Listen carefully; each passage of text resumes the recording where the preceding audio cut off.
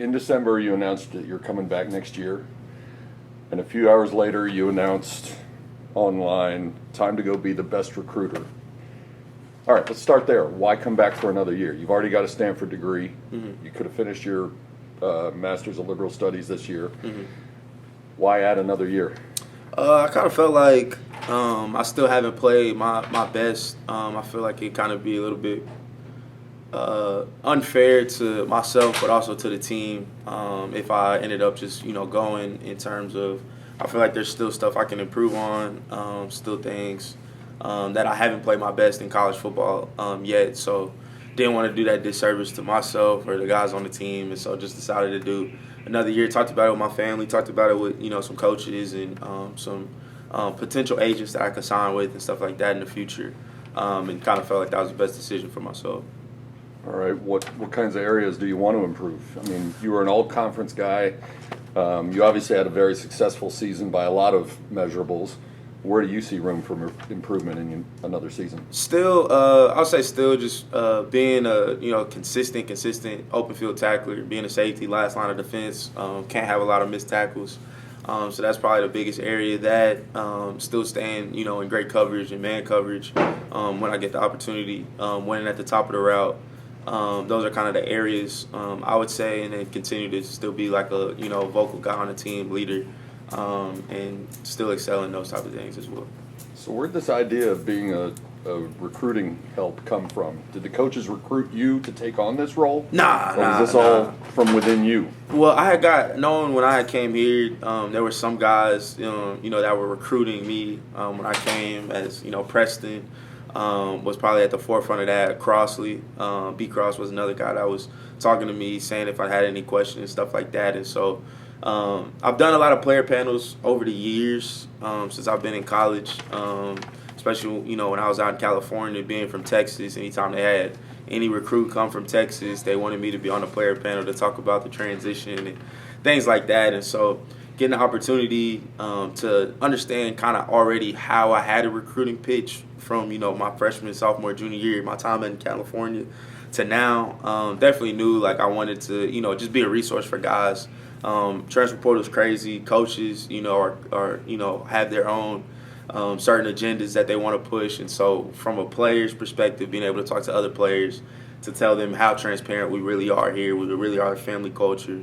We really, have coaches that care for you, players that care for you, and you just want to win at the end of the day. And so I wanted to put myself out there, and I talked to a couple guys and got a couple guys to sign, and so did a player panel as well on that first visit where Jonathan, the D lineman from Georgia, and Mike Lockhart, and I'm pretty sure pretty much majority of them that signed with us all kind of came at that same time, and I did that player panel. So it was me, Elijah Roberts, was kind of at the forefront for that. Have you worked exclusively with transfers, or are you in on this with incoming freshmen as I'm well? not. Yeah, I haven't been on it with the freshmen. I know if they want to talk about it, we can talk about it.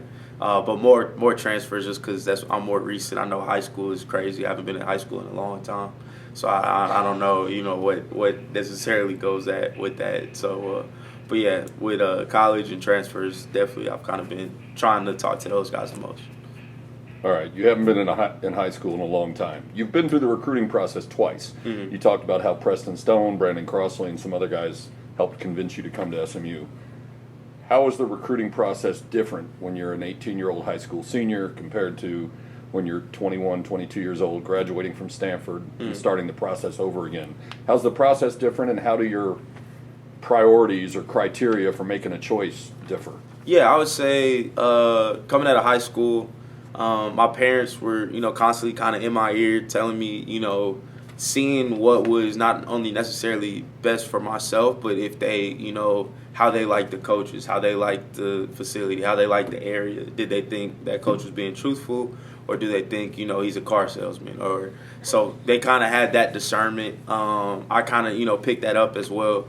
Big thing coming out of college or high school for me was going to a place where I felt like I could thrive, but also, relate with the guys in the locker room. That's a big thing. The strength staff's a big thing because not necessarily all the time you're going to be with your coaches, especially in this season now. Like we're with our strength staff, we're with Grizz more than we're with Coach Simons or Coach Lasty, just because recruiting, how that is, and a whole lot of things. And so I would say now when I went to college and the transfer portal, I would say that's like way crazy. Like that's probably the most crazy my phone has ever been. It was ridiculous in terms of you get into the portal.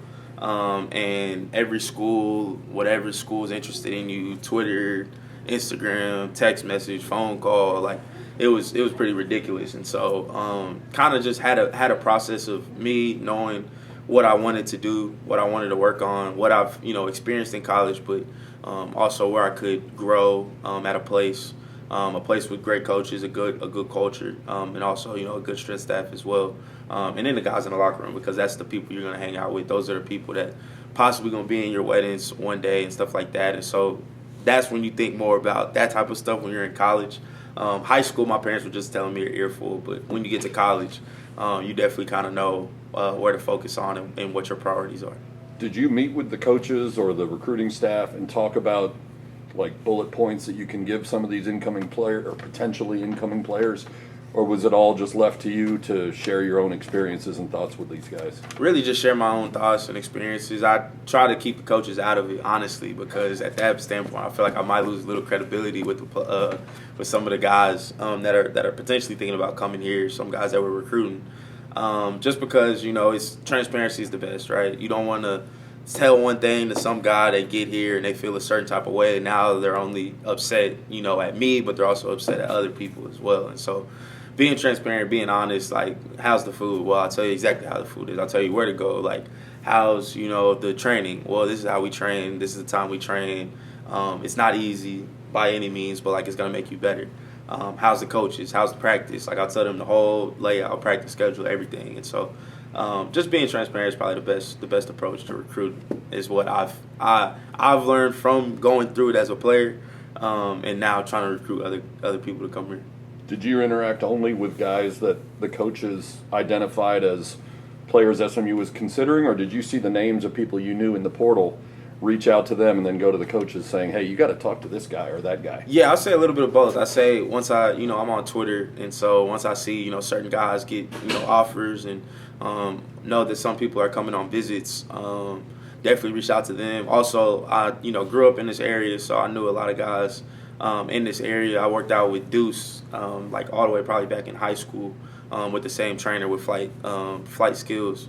And so I've known him. So as soon as he said that he was entering the portal, I think I beat Coach Hundley and Coach Simons to the text with him. And so I'm pretty sure I reached out to him before they did. And so, just understanding kind of the guys that I know, what they bring, not only, fit in our program, but also being great football players for us, but being great, stand-up guys outside of football. Don't got to worry about them getting in trouble or doing anything like that. And so that's kind of been the forefront of what I've been looking for.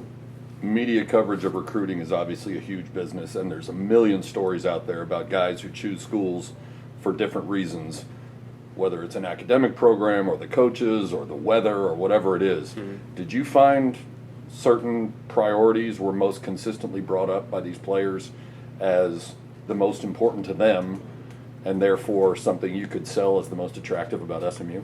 Yeah, I would say probably the biggest thing has to come down to a lot of transfers. They really just want a coach that's going to be either a player's coach or they want a coach that's just going to give them an opportunity. A lot of times people transfer for an opportunity. You don't just transfer for no reason. You transfer for an opportunity to compete. You transfer for an opportunity to better yourself and really just, get a change of scenery. And so for those guys that we got, from Miami, like they wanted to change the scenery and they just wanted an opportunity to compete. They didn't want a starting job. They wanted to earn that starting job.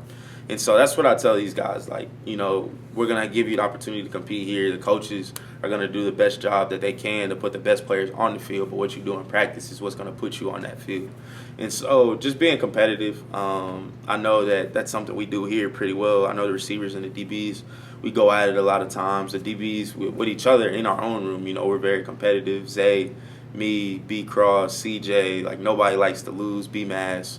Like, and so it's Ahmad Moses. Like, it's very fun competing with each other, especially now in the off season, just trying to make sure everybody's sharpening each other, especially in the same room. And so I would say probably having a fair opportunity, not fair opportunity, but having an opportunity to compete is a kind of theme that carries along with a lot of people. And some guys that go farther away, you know, like an Ashton Kozart, you know, he's a guy that wanted to come back home and play, you know, 20, 30 minutes away from where he grew up in high school. And so there's all certain different guys that's looking for different things. Some people want to change the scenery, some people miss home, some people, but the common theme is I feel like everybody wants the opportunity to play at a high level.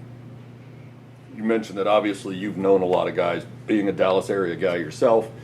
You talked about your friendship with Preston and then some of these other guys like Deuce. Is it ever hard to separate your personal friendship with these guys from your thoughts about how they'll fit in as a player here? Yeah, I think, you know, like-minded people attract each other, right? And so when you're hanging out with somebody, when, you know, you work out with somebody, I feel like you can kind of get a vibe and a gist for them. And so I can't say I have any friends that I don't feel like could, you know, play here and fit in here just because, you know, I fit in here as well and I play here.